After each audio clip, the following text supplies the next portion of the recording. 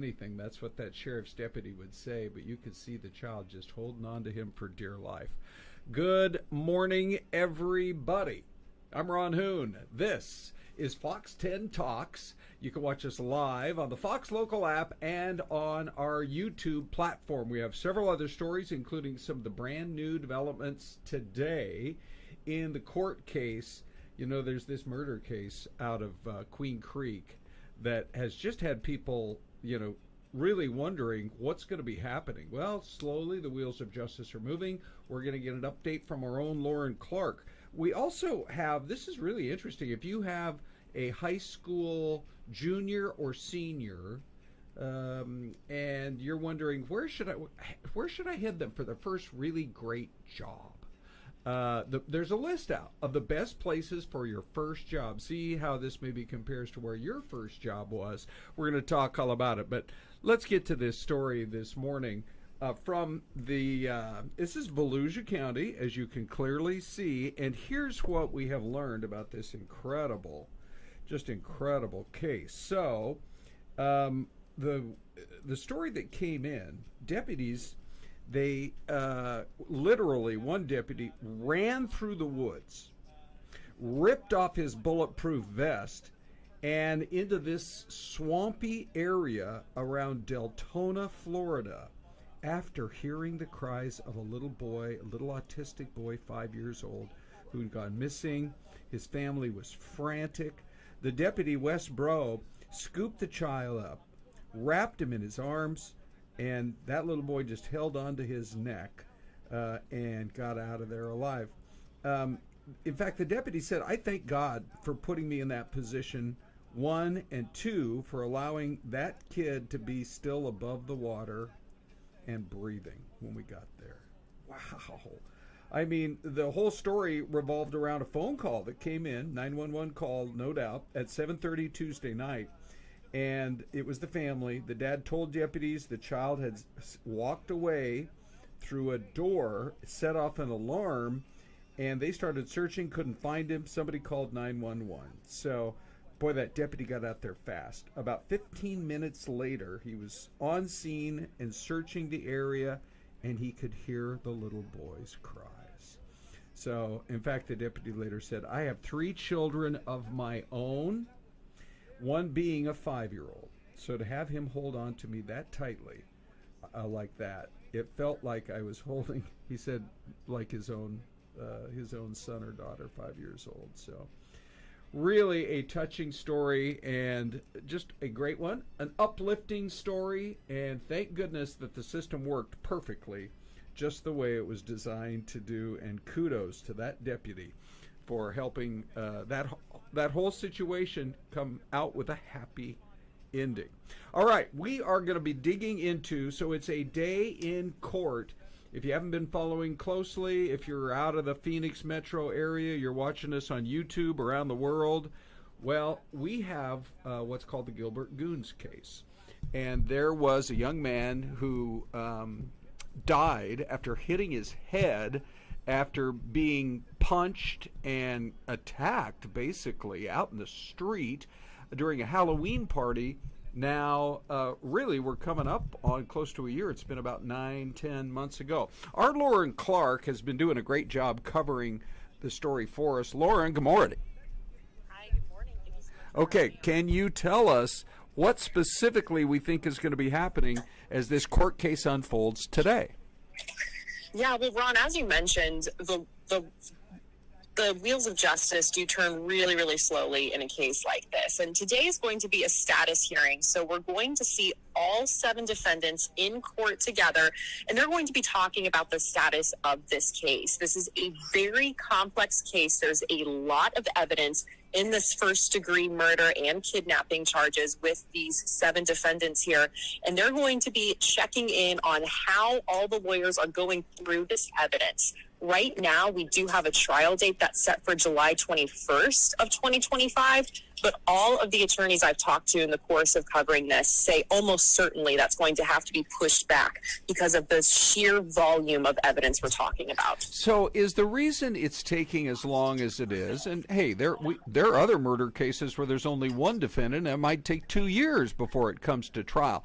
Is it because there are so many defendants, or what's really behind the timing of all of it? Yeah, the amount of defendants is certainly a part of it, but also coming into play here is the cell phone data and all the videos. If you remember with the Gilbert Goons, a lot of these crimes, so to speak, were filmed via phone and put on social media sites. And so there's a lot of data. In fact, one of the attorneys in a court case or in a court appearance, I believe it was in May, mentioned how her computer basically like shut down when the prosecution sent over all of this. So we are talking about a lot to go through, to dissect, to figure out, and for all of the attorneys to look through. It's a lot to do this and still make the timeline date, because you also have to use that evidence to kind of form a theory of the case and go from there. So it does not appear that we're going to be able to make it to that 2025 date. And I know that right now in court, some of the attorneys are expressing some of their concerns right now for that. Okay. So when I show our audience the 7 photos of the 7 young men that are charged in this case, are there some that are facing much more serious charges than others? Who should we really focus on? This is more for people who just have not been following the case very closely. Yeah, so the important thing to note here is that all of them are facing first-degree murder. And what that charge really is something called felony murder. This means that regardless if you were the one who threw the deadly punch or not, you were involved in an underlying felony, which in this case was kidnapping, because they had Preston Lord, according to the prosecution, they had him surrounded. And because of that, he was kidnapped and not free to go, as people were punching him, according to prosecutors at this moment, and then a fatal blow was given. So regardless if you were the one who did that or not, what the prosecution can do is charge you in that, because you were committing a felony at the time someone died. Some folks at home listening to this might be aware of the fact that a runaway driver or a getaway driver, for example, can also be charged in a murder, even though they were the one who shot someone in this case. So this is a very similar concept here. All of them are facing first-degree murder charges. There are some who are also facing aggravated robbery charges, and that's Billy and Meisner and Turner. But all of them are being charged right now in the death of Preston Lord. So is there any indication that they may try to come up with a try to get at least one of them to go state's evidence and testify against the others, or are we too early in the entire phase of this? We might be a little too early in that, but that would certainly be something that defense attorneys are considering when they're going through this process, right? Because if they do have someone who testifies against them, it could make their case very strong. But I have also heard prosecutors feel like they have a very solid case too. At this point, that has been mentioned in court, as some of these folks have tried to get a reduced bond sentence. So we'll have to see how all of this unfolds. This is probably going to be a case that we're going to be covering for several months, if not several years. Wow. All right, Lauren, thanks for your time. Thank you for having me. Okay, great reporting there from Lauren, covering this case for months and really knows what's going on as it continues to unfold. All right, we are going to switch now to the world of politics. There is a fascinating new poll just out this morning that says that Donald Trump has the exact same lead over Kamala Harris as he did over Joe Biden over the course of, they surveyed it about a month and a half ago, and then this brand new survey basically comes out, and here's what it says.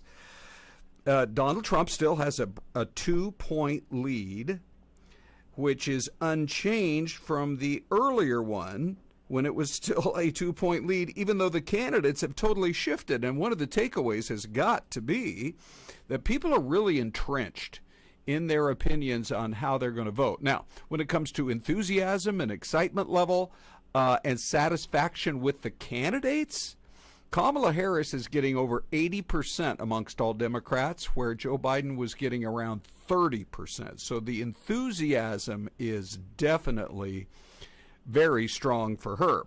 But this was a CNBC All-American survey that they do, and they also take a look at, because they're more oriented in the economy, and it turns out that the country is still giving Donald Trump a commanding lead on economic issues, whether it is Kamala Harris as his opponent or Joe Biden.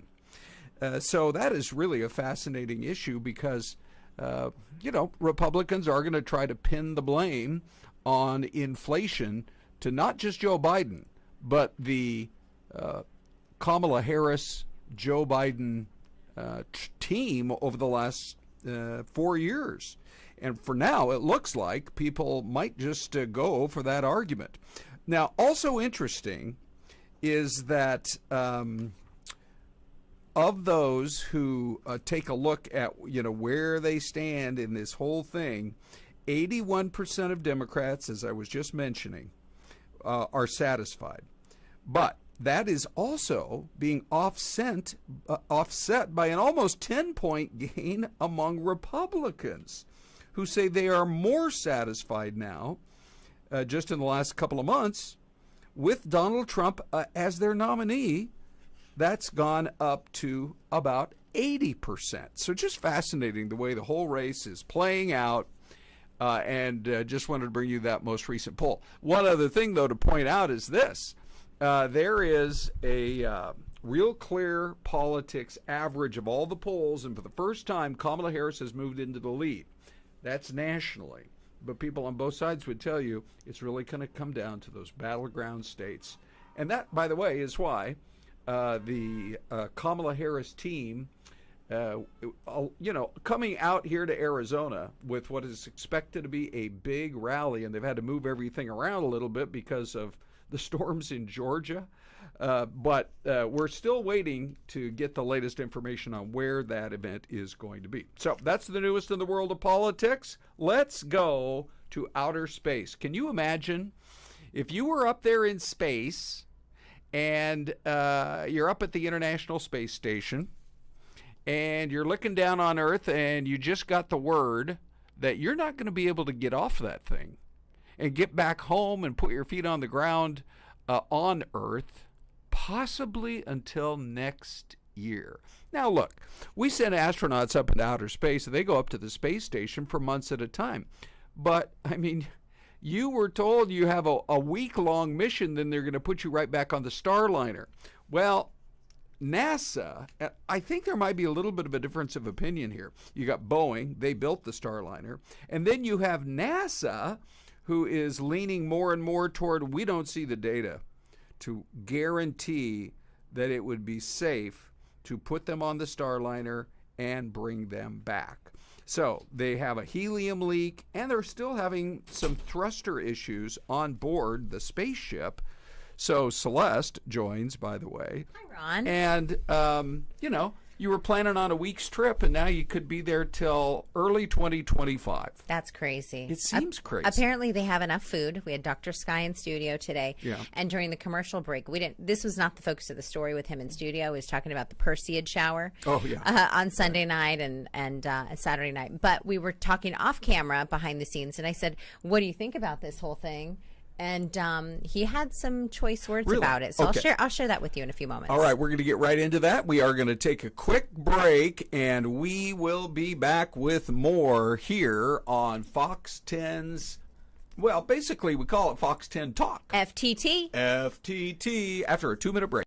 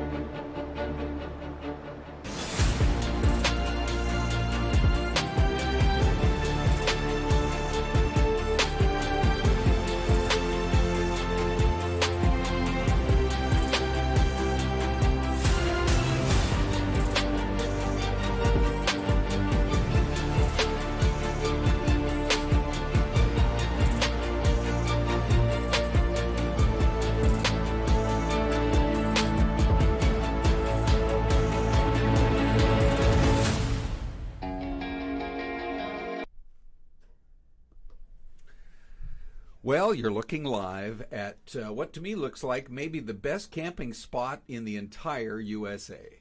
Man, look at the folks with their trailers there, and there's still like 3, 4, 5. This is a live picture, but there's still 5 parking spaces available. Wow. At this little campground in West Virginia. It's just outside of Charleston. How cool! And they have place for water and electric. A full hookup, as they full like hookup. to say. That's right. Thank you for helping sure. me with that, Ron. I What rented beautiful. an RV a couple of different times. Yeah. Have you guys ever done that? We have during it's COVID. fun. We cruised up through Bryce Canyon and Zion. It was so fun. Yeah. Okay. So anyhow, the reason we're showing it to you is I just had one fascinating fact, Celeste. Yes. Did you know that West Virginia has more towns named after cities in other countries than any other state in the Union? Really? They have a Berlin. They have an Athens, West Virginia, a Cairo, a Calcutta, a London, and a Rome. So why is that? I think they were running out of names.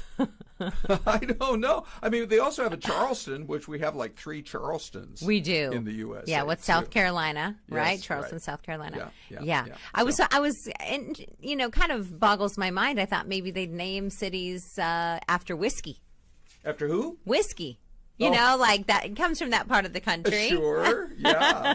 There was a story today that fans of bourbon. Did Yes. you guys touch on that at all? No. People were lined up around the block at a grocery store here in town that was going to do specials on bourbon. Wow. Apparently like the rare kinds. But Yes. anyway, I digress.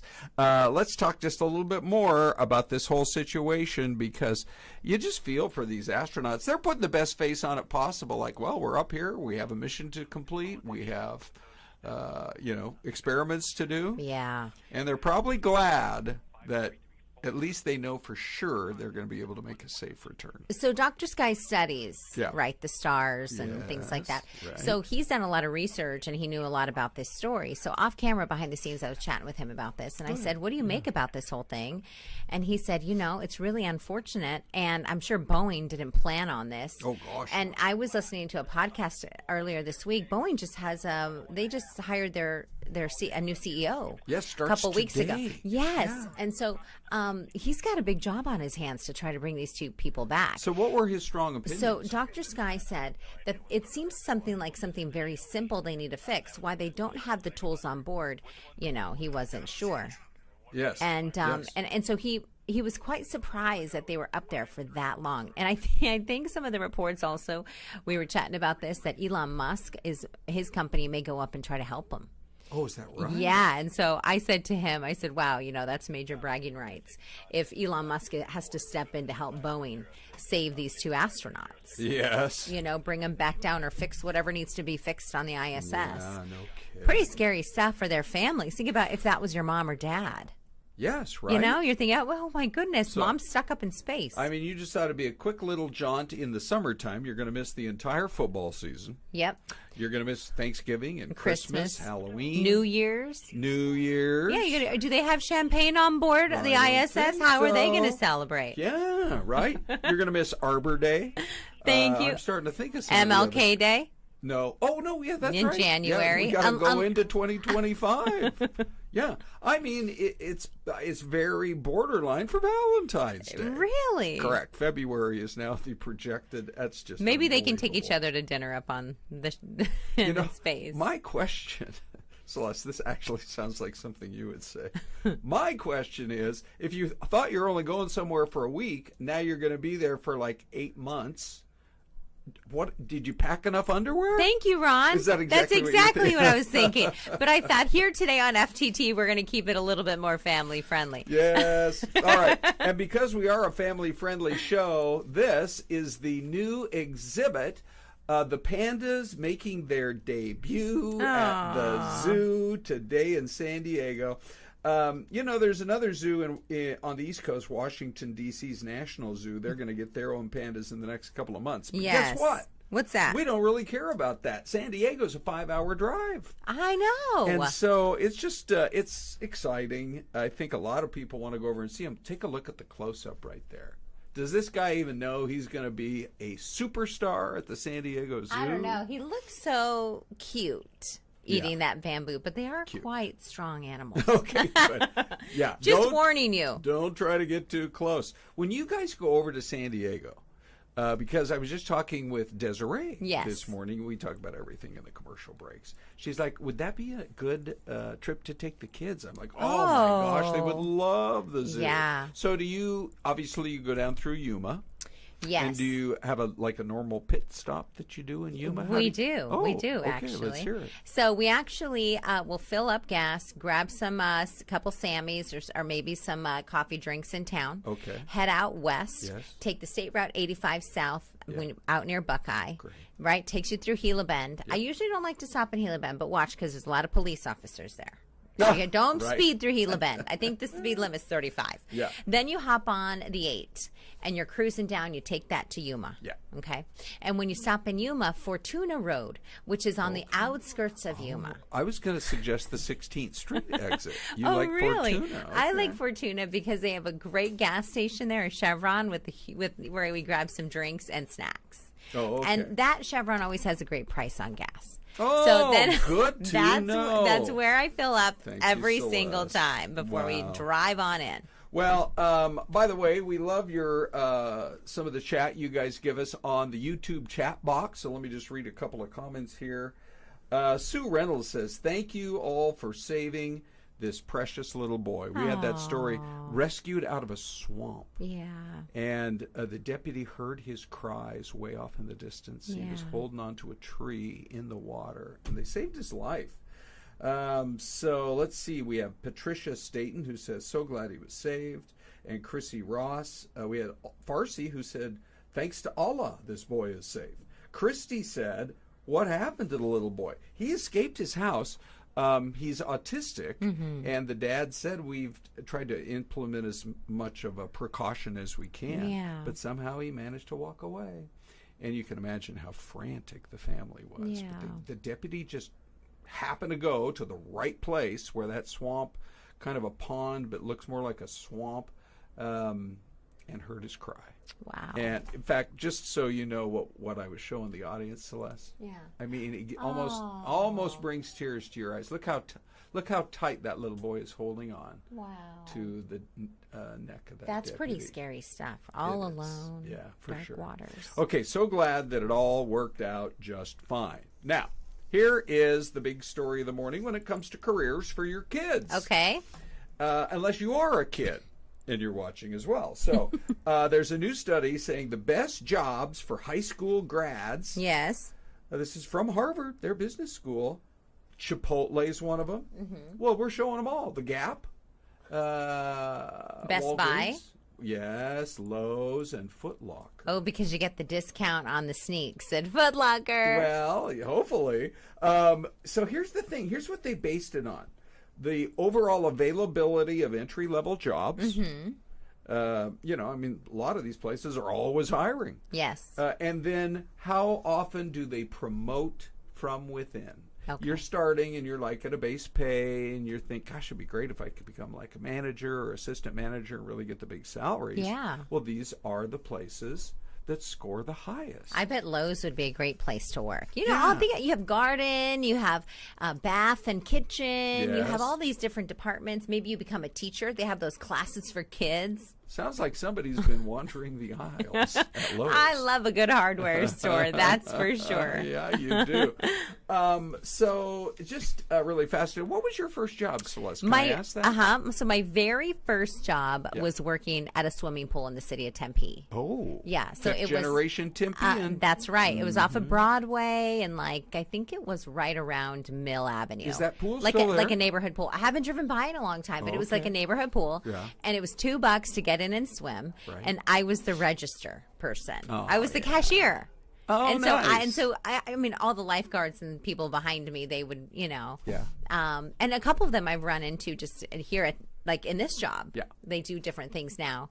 But yeah, that was my first job. Would it shock you to know, at least when I read the book on sort of the Ray Kroc story of founding McDonald's and everything. Yes. I read a book on Sam Walton, you know, and how he started with his first little Walmart. store in Bentonville.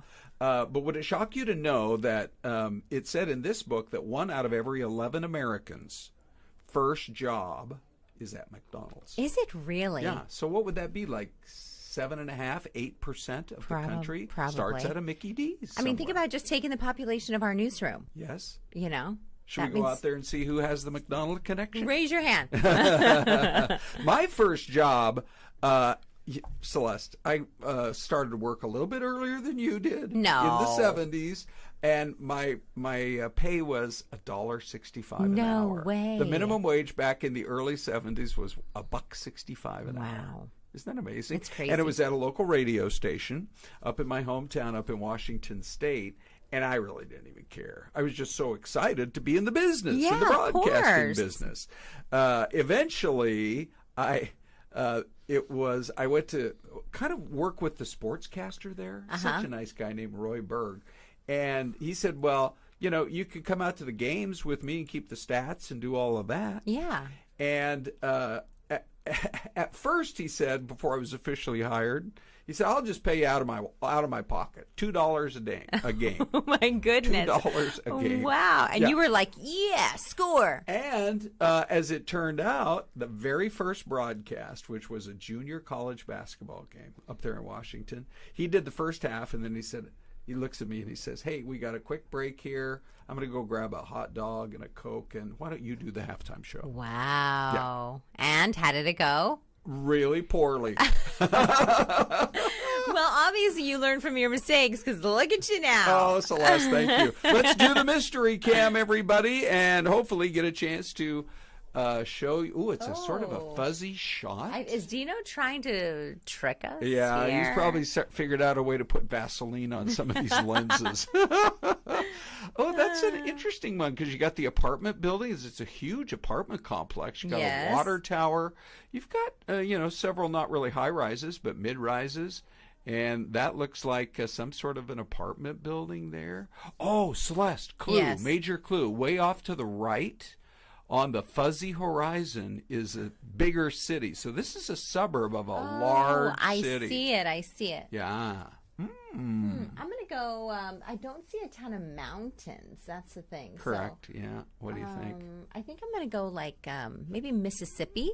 Okay. Maybe Mississippi. 1 Mississippi. 2 Mississippi. I am going to go, I'm going to go Georgia.